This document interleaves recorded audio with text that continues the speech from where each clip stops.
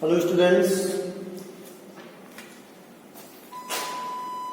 आप लोगों को आज हम चक्रवृद्धि ब्याज पढ़ाने जा रहे हैं। पिछले टर्म में हमने आप लोगों को साधारण ब्याज या सरल ब्याज पढ़ाया था। आज चक्रवृद्धि ब्याज शुरू करने जा रहे हैं। तो चक्रवृद्धि ब्याज क्या होता है? चक्रवृद्धि ब्याज जब उधार ली गई धनराशि, जो आप राशि उधार लेते का ब्याज समय पर न देकर निर्धारित समय हो चुका और आपने ब्याज नहीं दिया तो समय पर न देकर उसे धनराशि में जोड़ दिया जाता है।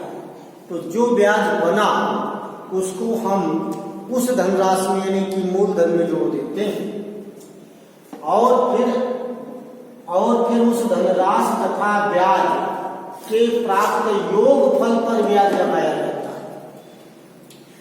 जैसे आपने किसी महाजन से 5,000 रुपए उधार लिए एक साल के 10% वार्षिक ब्याज की दर से और साल के अंत में आपने ब्याज अदा नहीं किया तो उस ब्याज को भी 5,000 रुपए में जोड़ दिया जाता है। और अब जो योग फल प्राप्त हुआ ये लिखा है उसे धनराशि में जोड़ दिया जाता है। किसे? ब्याज। और फिर उस धनराशि तथा ब्याज के प्राप्त योग फल पर ब्याज लगाया जाता है। तो 5,000 रुपए पर आपने ब्याज जोड़ दिया, अब जो धनराशि प्राप्त हुई उस पर हम ब्याज लगाएंगे, उसे चक्रवृद्धि ब्याज कहते हैं। अर्थात ब्याज के ऊपर ब्याज लगाया जाता है। माने अगर दूसरे साल के अंत में आपने ब्याज नहीं दिया तो फिर जितना ब्याज हुआ उसको फिर से पहले वर्ष के मिश्र धन में जोड़ दिया जाएगा, वो तीसरे वर्ष के लिए मूलधन बन जाएगा। और अगर आपने तीसरे वर्ष में भी ब्याज अदा नहीं किया तो तीसरे वर्ष का ब्याज दूसरे वर्ष के मूलधन में जोड़ दिया जाएगा और फिर वो चौथे वर्ष के लिए मूलधन का काम करेगा। चलिए अब इसके आगे की बात करते हैं कि यदि मूलधन आपका P है, मूलधन माने प्रिंसिपल, चक्रवृद्धि ब्याज की दर R है माने रेट, वार्षिक तथा समय N है, समय को N से ट्रेड कर रहे नंबर ऑफ टर्म्स, तो चक्रवृद्धि मिश्र धन एक कंपाउंड इंटरेस्ट ज्ञात करने के लिए चक्रवृद्धि मिश्र धन माने अमाउंट निम्न सूत्र से प्राप्त कर सकते हैं। तो चक्रवृद्धि मिश्र धन बराबर मूलधन एक धन दर बटे 100 घात समय। इसको प्रतीकों में लिख सकते हैं इक्वल टू P ब्रैकेट में 1 + R/100 पावर n। तो अब हम ये चक्रवृद्धि हमारा मिश्र धन है यानी कि अमाउंट है, तो चक्रवृद्धि ब्याज कैसे ज्ञात करेंगे देखिए।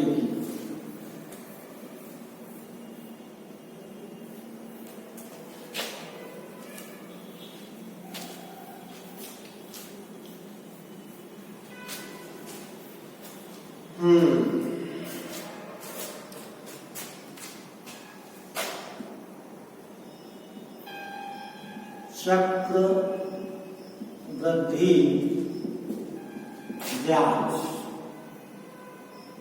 बराबर मिश्र धन माइनस मूलधन। चक्रवृद्धि ब्याज माने कंपाउंड इंटरेस्ट इक्वल टू मिश्र धन माने E मूलधन माने P। अब कंपाउंड इंटरेस्ट I बराबर मिश्र धन क्या होता है? A धन P धन 1 धन R/100 पावर n मूलधन। ये हो गया आपका P कामन कर लीजिए 1 + R/100 पावर n। इस प्रकार से ये कंपाउंड इंटरेस्ट माने चक्रवृद्धि ब्याज का सीधे फॉर्मूला होता है। तो compound interest CI equal to मिश्र धन माइनस मूलधन, मिश्र धन A मूलधन B मिश्र धन n की वैल्यू आपने रख दिया। ए बराबर होता है p ब्रैकेट में 1 + r/100 पावर n और p दोनों तरफ है, कॉमन ले लिया। जो चीज बची p का भाग दे दिया, इसमें 1 + r/100 पावर n, p का भाग p में दे दिया, a का। तो ये कंपाउंड इंटरेस्ट परिकलित करने का फार्मूला है। अब हम सवाल पर आते हैं। जैसे मान लीजिए कि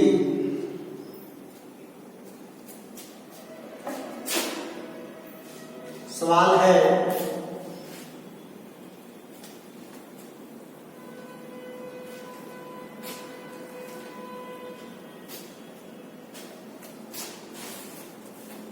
क्वेश्चन नंबर 1, महेश ने 8,000 रुपए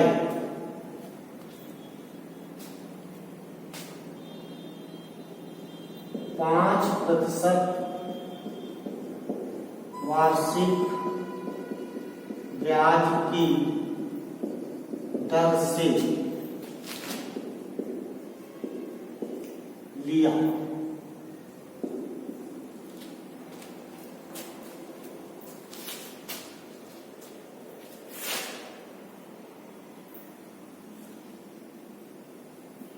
तीन वर्ष बाद उसे कितना चक्रवृद्धि ब्याज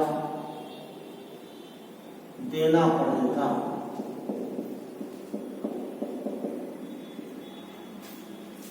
तो हल देखिए, मूलधन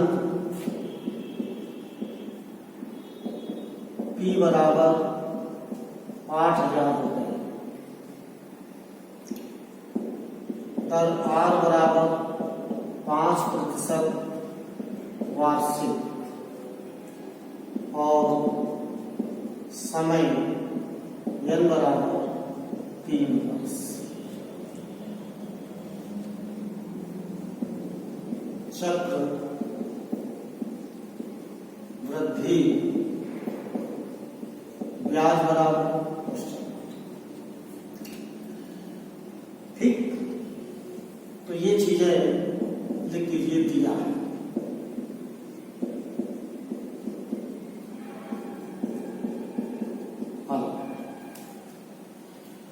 तो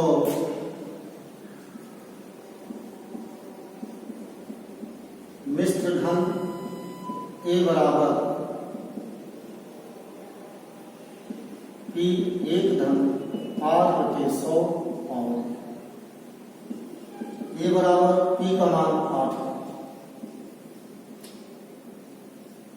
1 धन 5/100 पावर।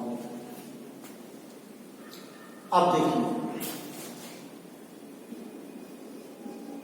8,000 ये कट गया, 1 धन 1/20 पावर, ये हो गया 8,000। तो 20 एकम 20 और 21/20 पावर। तो इस प्रकार से आपने देखा। अब इसके बाद में हो जाएगा A बराबर 8,000 गुणा 21/20, 21/20, 21/20। A बराबर 3 जीरो से 3 जीरो काट दीजिए, 2 दूनी 4 दूनी 8, ये पूरा पूरा कट गया। 21 गुणा 21 गुणा 21। A बराबर 21 441 कर दीजिए, 441 1 का गुणा हो गया 2 8 8 1 6 8 4 12। तो कहने का भाव ये है, A बराबर 92।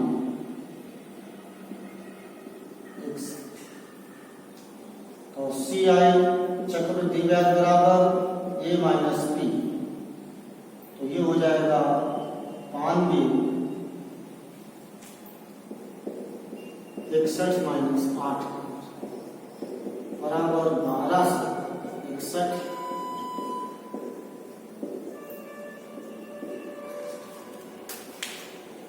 तो एक बार सवाल को समझ लीजिए कि मैं इसमें 8,000 रुपये 5% वार्षिक ब्याज की दर से लिया, 3 वर्ष बाद उसे कितना चक्रवृद्धि ब्याज देना पड़ेगा। तो मूलधन आपका 8,000 रुपया, दर 5% वार्षिक, समय 3 वर्ष, चक्रवृद्धि ब्याज ज्ञात करना है। मिश्र धन बराबर होता है कि ब्रैकेट में 1/100 भाग n। अब आपने सबकी वैल्यू पुट कर दी। पी का मान 8,000, आर का मान 5 और एन का मान 3। तो ये 5 कम 5, 5 दूनी 10, ये 0 1/20, 20 कम 20, 21, 21/20 और इसकी घातें 3 लगेंगी। तो आपने 3 बार गुणा करा दिया, 1 2 3, 3 0 कट गए, 2 दूनी 4 दूनी 8, 8 कट गया, 21 गुणा 21 गुणा 21 बचा, 21 गुणा 21 441 गुणा 21, ये हो गया 9261। तो ए माने चक्रवृद्धि मिश्र धन 9,261 रुपये प्राप्त हुआ। अब सी आई माने कंपाउंड इंटरेस्ट चक्रवृद्धि ब्याज, तो ए माइनस बी 9261 माइनस 8,000 1261 रुपये। तो इस प्रकार से आपका जो आंसर हुआ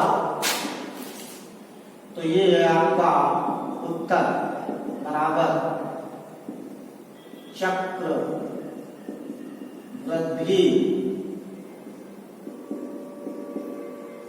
ब्याज रुपये 1261। और यहां से सवाल आपका समाप्त होता है। इसी क्रम में आप एक दूसरा सवाल लगा सकते हैं। जैसे मान लीजिए कि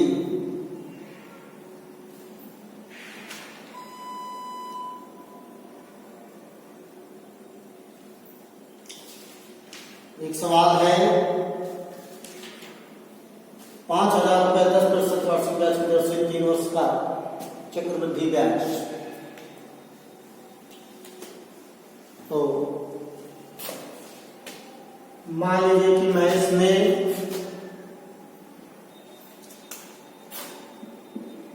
5,000 रुपए लिए और ब्याज की दर 10% हो गई, ब्याज दिया, 3 वर्ष बाद उसे कितना चक्रवृद्धि ब्याज देना पड़ेगा।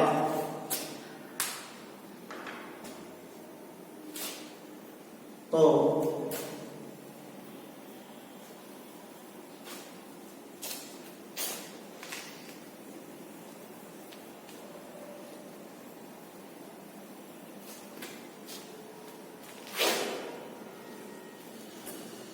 देखिए, अब मूलधन हमारे पास है 5,000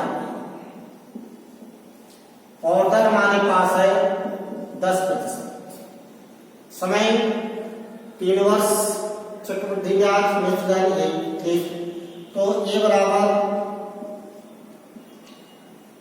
पी का मान है 5,000,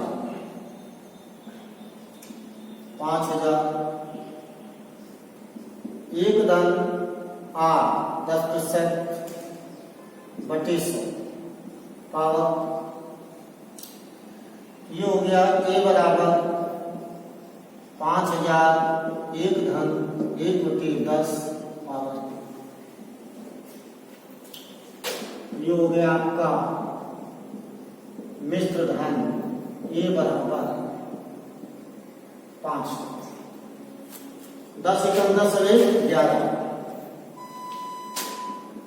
गुण के 11/10 गुणा 11/10 गुणा 11/10। ये देखिए,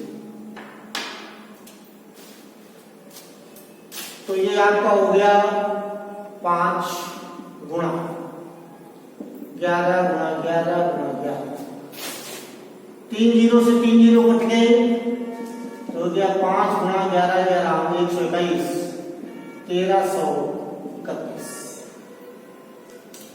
ये हो जाएगा 5 गुणा 5 5 3 15, 5 3 15 1 16 और 5 गुणा 5 1 6, 5 एकम 5, 5 तिहाई 15, 5 तिहाई 15 एक 16, 5 एकम 5 एक 6। ये हो गया आपका मिश्र। इतने तो चक्रवृद्धि ब्याज, चक्रवृद्धि ब्याज दर मिश्र धन माइनस मूल, ये हो जाएगा आपका 6655 माइनस 5 हो जाएगा 5 5 6 1।